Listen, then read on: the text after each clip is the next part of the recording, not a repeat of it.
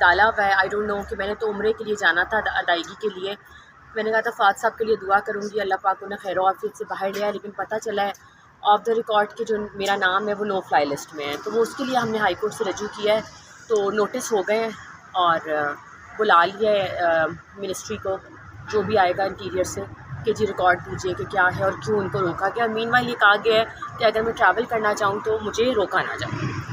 اور دوسرے جو کیسز کی تفصیلات کی فراہمی تھی فہد صاحب کے، وہ اسٹیٹ کو، اور انہوں نے نوٹس کر دیا ہے کہ جی جتنا بھی ریکارڈ ہے وہ آپ پیش کریں گے فواد صاحب کا، جو بھی ان کا جو جن پرچوں میں وہ نامینیٹڈ ہے یا جن میں ان کو کرنا ہے، تو وہ ساری تفصیل جو ہے ہمیں انشاءاللہ فراہم کریں گے. منگل کی ڈیٹ ہوئی ہے اس کی. اچھا منگل کی ڈیٹ. تو کیا سمجھتی ہیں کہ ریلیز کر دیا جائے گا آپ کا نام جو ہے نو فلائی لسٹ میں؟ نہیں، مجھے تو یہی نہیں سمجھ آتا کہ میں کسی پارٹی کا حصہ نہیں ہوں، میں کسی سیاسی جماعت میں نہیں ہوں، میں نے کوئی کبھی ایسا کامنٹ نہیں دیا اور نہ میں نے کوئی لا توڑا ہے اس ملک کا.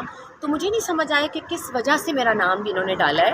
اور آئی ایم ناٹ نامینیٹڈ، اللہ نہ کرے کسی بھی واقعے میں جو ہوئے ہیں پچھلے 8-6 مہینے میں اور جو کچھ ہوا ہے، لیکن مجھے سمجھ نہیں آئی کہ کیا وجہ ہے. تو اب دیکھتے ہیں انشاءاللہ.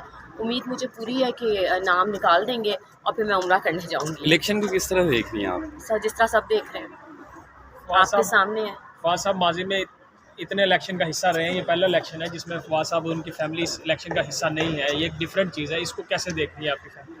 بس دیکھیں کچھ ریکارڈ جو دکھایا گیا عدالت میں، میں آنریبل ججز کو کہوں گی کہ انہوں نے اتنا وقت دیا، لیکن کہہ سکتے ہیں بیٹر لک نیکسٹ ٹائم. اب ہم انشاءاللہ اگلے الیکشن کی تیاری کریں گے جب بھی ہوں گے، لیکن فی الحال ہمارا فوکس یہی ہے کہ جی فواد صاحب کو میں نے کسی طریقے سے رہائی دلوانی ہے.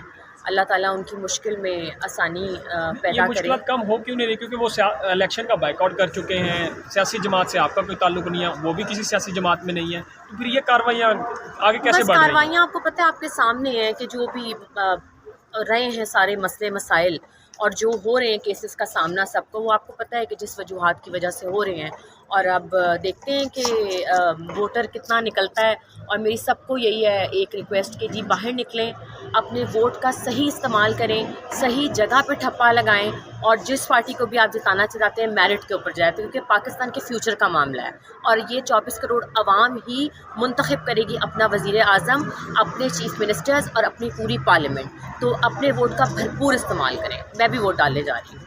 آپ اپنا ووٹ خفیہ رکھیں گے؟ سبھی خفیہ رکھیں گے. فواد صاحب نے بائیکٹ کر دیا، لیکن میں جا رہی ہوں ووٹ ڈالنے، کیونکہ ووٹ ڈالنا بہت ضروری ہے اور آپ سب لوگ بھی ڈالیں. Thank you.